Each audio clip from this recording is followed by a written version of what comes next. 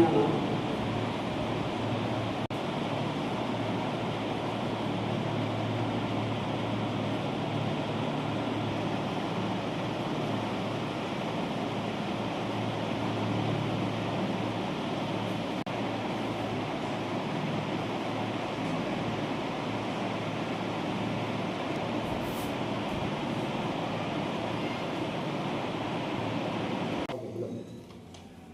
السلام علیکم ورحمۃ اللہ وبرکاتہ۔ کسی بھی سیاسی جماعت ہو یا سماجی ہو یا رفاہی جماعت ہو، ممبر شپ کے بغیر کوئی کسی جماعت کا استحکام نہیں ملتا، اور وہی جماعت مستحکم ہو سکتی ہے جس کے زیادہ سے زیادہ ممبر شپ ہو۔ چنانچہ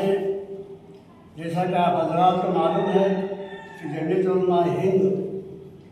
ایک سماجی رفاہی اور لوگوں کے کام آنے والی جماعت، جس کے اخراج و مقاصد کے اندر اسلامی شعائر اسلام اور مسلمانوں کے تعصب و معاہد کی حفاظت، مسلمانوں کے مذہبی تمدنی، تعلیمی اور اقتصادی حقوق کی تحصیل و حفاظت، مسلمانوں کے مذہبی، تعلیمی، اخلاقی اور معاشرتی اصلاح، ایسے اداروں کا قیام جو مسلمانوں کی تعلیمی، تہذیبی اور معاشرتی یعنی سوشل زندگی کی ترقی و استحکام کا ذریعہ ہوں۔ اسلامی تعلیمات کی روشنی میں انڈین یونین کے مختلف فرقوں کے درمیان میل جول پیدا کرنا اور اس کو مضبوط کرنے کی کوشش کرنا، علوم عربیہ و اسلامیہ کے احیاء اور زمان حال کے مختصیات کے مطابق نظام تعلیم کا اجرا، تعلیمات اسلامی کی نشر و اشاعت،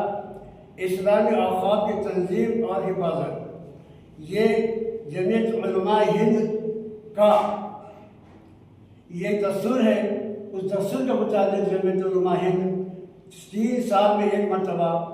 ممبرشپ کرتی ہے۔ الحمدللہ گزشتہ بھی 3 سال قبل اس کا ممبرشپ کے ذریعے